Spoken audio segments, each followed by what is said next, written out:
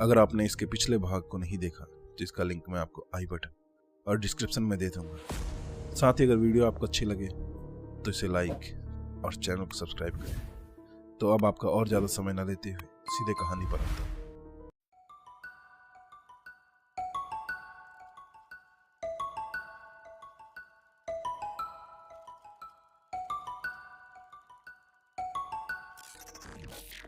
किले के प्रवेश द्वार पर शहर के द्वारों की तुलना में बहुत अधिक सुरक्षा थी और ये सैनिक भी शहर के आम सैनिक जैसे नहीं थे। वे ड्रैगन गार्ड थे। उनके कवच को ड्रैगन की तरह सजाया गया था, लेकिन ये युद्ध के लिए नहीं था। सैनिकों के समूह के पीछे एक लंबी लकड़ी की मेज थी जिस पर हथियार इधर उधर बिखरे हुए थे। जैसे ही मैं नजदीक पहुंचा, एक तेज आवाज आई जो बड़ी दीवारों से टकराकर मेज पर रखी चीजों को खड़खड़ाने लगी। पहरेदारों को इस आवाज से कोई फर्क नहीं पड़ा, लेकिन मैं यह पता लगाने की कोशिश कर रहा था कि यह क्या है और कहां से आ रही है। अचानक एक नीला विशाल ड्रैगन आसमान से नीचे आया और आंगन में उतरा। मैंने आश्चर्य से अपनी सांसें रोक ली और एक शक्तिशाली जानवर को देखा। यह नाक से लेकर पूंछ तक कम से कम 30 फीट लंबा था। ड्रैगन सवार उसकी पीठ से होते हुए कंधे से फिसला और शान से जमीन पर उतरा। मैंने अपना मुंह बंद कर लिया और कई बार पलकें झपकाई। मेरे पिता जितने सालों तक ड्रैगन रहे, मुझे कभी भी उनके ड्रैगन को देखने का मौका नहीं मिला। जब गार्ड राज्य में यात्रा करते थे तब के अलावा ड्रैगन को किले के नीचे रखा जाता था। हालांकि मुझे नहीं पता था कि ऐसा क्यों किया जाता। अब जब मैं एक ड्रैगन के सामने खड़ा था तो मैं मुश्किल से समझ पाया कि यह कितना बड़ा था। इसका कंधा जमीन से 6 फीट ऊपर था और इसकी आंखों का फैलाव बहुत बड़ा था। मैंने आंखों से इसकी लंबाई का अंदाजा लगाने की कोशिश की, लेकिन यह लगभग 100 फीट चौड़ी थी। ड्रैगन पर से मेरा ध्यान टूट गया क्योंकि गार्ड ने मेरा ध्यान अपनी ओर खींच लिया था। अरे आगे आओ, उसमें से एक ने आवाज लगाई। आगे आओ। मैंने उसके कहे अनुसार किया और करीब चला गया, लेकिन मेरी नजर ड्रैगन पर ही टिकी थी। एक बुढ़ा आदमी उस प्राणी के पास आया और उसकी लगाम थाम ली, फिर उसे महल के पीछे ले गया। अपनी पूंछ हिलाते हुए ड्रैगन किले के पीछे गायब हो गया और मैंने उस गार्ड की तरफ देखा जिसने थोड़ी देर पहले मेरे से बात की थी। पहली बार है ना? वह मुस्कुराया। मुझे भी पहली बार ड्रैगन देखना याद है। यह एक ऐसी चीज है जिसे आप कभी नहीं भूल सकते। मुझे नहीं पता था कि वे इतने बड़े होते हैं। हाँ, वह प्रभावशाली है, वह पूर्ण विकसित था, लेकिन ब्लूज सबसे बड़े ड्रैगन नहीं होते। क्या इससे भी बड़े ड्रैगन हैं? गार्ड ने मुस्कुराते हुए सिर हिलाया। वैसे मुझे लगता है कि आप यहाँ एडमिशन के लिए साइन अप करने आए हैं। मैंने हाँ में जवाब दिया। इस साल हमारे पास बहुत भीड़ है, हम सभी को नहीं ले सकते, इसलिए आपको इसके लिए बेस्ट ऑफ लक। धन्यवाद। क्या मुझे अपनी तलवार की जांच करानी चाहिए? मैंने उसके पीछे की मेज पर नजर डालते हुए पूछा। हाँ, हम हथियारों को शस्त्रागार में ले जाएंगे और उचित छात्रों को सूचीबद्ध करेंगे। एक बार जब आपको ट्रेनिंग के लिए स्वीकार कर लिया जाता है या अस्वीकार कर दिया जाता है तो आपको हथियार वापस मिल जाएंगे। मैंने झिझकते हुए अपने कमर से हथियार निकाला और गार्ड को थमा दिया। उसने मेरी बेचैनी को देखा। चिंता मत करो, हम इसे सुरक्षित रखेंगे। मुझे इसमें कोई संदेह नहीं है, बस यह मेरे पिता का था।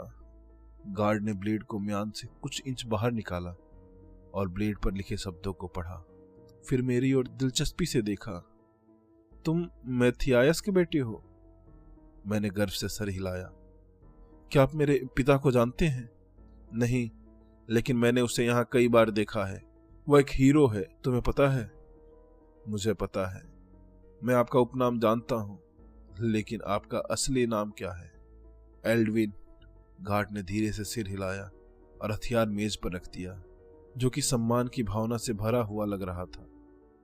उसने एक चर्म पत्र पर मेरा नाम लिखा, साथ ही मेरे ब्लेड का विवरण भी लिखा।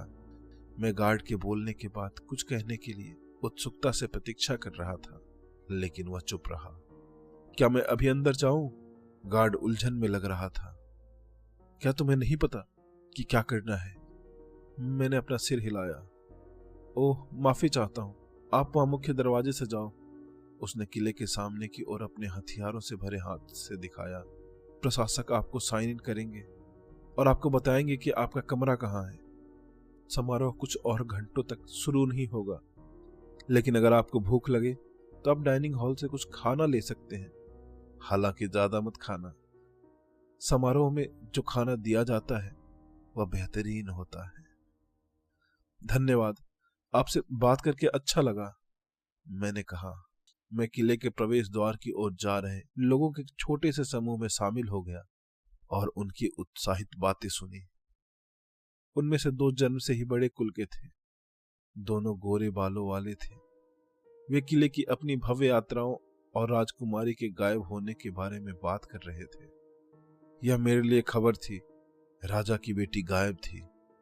मैं कल्पना कर सकता था कि ड्रैगन सवारों की सेनाएं उसके लिए राज्य में खोजबीन कर रही हैं। 3 निम्न जन्मे लोग बाजार में देखे गए सभी आश्चर्यजनक चीजों के बारे में बात कर रहे थे। इससे मेरे मन में फिर से मरेन का ख्याल आया और मैंने चारों तरफ नजर डाली कि क्या वह अभी तक ग्राउंड में आई है, लेकिन मुझे वह दिखाई नहीं दी। मैं समूह के पीछे रहा और अपने घायल दाहिने हाथ को जितना हो सके उतना छुपाए रखा। एक छोटी सी सीढ़ी बड़े दरवाजे तक जाती थी, जो एक दूसरे के ऊपर खड़े 4 आदमियों के बराबर ऊंची थी। जैसे ही मैंने अंदर कदम रखा, सभी पर एक अचूक शांति छा गई। मेरे साथियों की उत्साहित बातचीत बंद हो गई। हम अभी दरवाजे पर खड़े थे। विशाल हॉल के चारों ओर घूम रहे थे। संगमरमर के स्तंभ हर 10 फीट की दूरी पर थे और ऊपर की गोलाकार छत को सहारा दे रहे थे। लहराते हुए वस्त्र पहने लोग चारों दिशाओं से आगे बढ़ रहे थे। उनके कदम शांत लेकिन उद्देश्यपूर्ण थे। मैं उनके रैंक के बीच अंतर नहीं बता सका, हालांकि मुझे पता था कि स्कूल के कुछ बड़े और अलग अलग पद थे। नाम?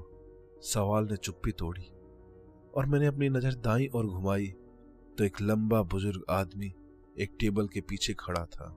टेबल के ऊपर एक किताब और कलम रखी थी। उसकी टोपी गोल भूरी सफेद रंग की और नुकीली थी। जोर से बोलो बेटा, मैं तुम्हें सुन नहीं पा रहा। एक रईस बुढ़े आदमी की तरफ झुका और अपना नाम इतनी जोर से दोहराया कि वह दीवारों से गूंज उठा। उसका नाम साइमन था। मुझे उसका उपनाम याद नहीं आया। टोपी पहने आदमी ने अपनी कलम को स्याही में डुबोया और फिर नाम लिखा। फिर साइमन को बताया कि वह किस कमरे में रहेगा। वह प्रक्रिया मेरे सभी साथियों के साथ तब तक चलती रही जब तक कि मैं आखिरी नहीं हो गया। नाम? बुढ़े आदमी ने पूछा। एल्डविन बेंस, मैंने उत्तर दिया। उस आदमी ने मेरी तरफ देखा और मुस्कुराया। हाँ, मुझे समानता देखनी चाहिए थी। मेरी आंखें अब वैसी नहीं रही जैसी वे हुआ करती थी। उसने अपनी किताब में मेरा नाम लिखा और फिर कहा, आप उत्तरी विंग, दूसरी मंजिल, तीसरे कमरे में रहेंगे। मुझे खेद है, लेकिन वह कहाँ है? मैंने पूछा। अभी इस बारे में चिंता मत करो। तुम बाद में समारोह में अपने क्यूरेट से मिलोगे और वह तुम्हें विंग दिखाएंगे, साथ ही स्कूल के नियम भी समझाएंगे। मैंने सिर हिलाया। बाहर खड़े सिपाही ने कहा कि हम डाइनिंग हॉल से कुछ खाना ले सकते हैं। हाँ, क्यों नहीं, भोजन कक्ष दक्षिणी विंग में है। एक महिला वहां से गुजर रही थी और बुढ़े आदमी ने हाथ ऊपर उठाया। महिला रुकी और आदमी ने मेरी तरफ इशारा किया। सरेल, क्या तुम एल्डविन को भोजन कक्ष में ले जाओगी? बेशक प्रोवोस्ट, सुरेल ने जवाब दिया। उसने मेरी तरफ देखा और मुस्कुराई। मेरे पीछे आओ। मैं महिला के पीछे पीछे चलने लगा और पीछे मुड़कर बुजुर्ग की ओर देखा। एक नया समूह हॉल में दाखिल हुआ और उसने उनके नाम लेने शुरू कर दिए। वह अच्छा इंसान लग रहा था और जाहिर है वह मेरे पिता को जानता था।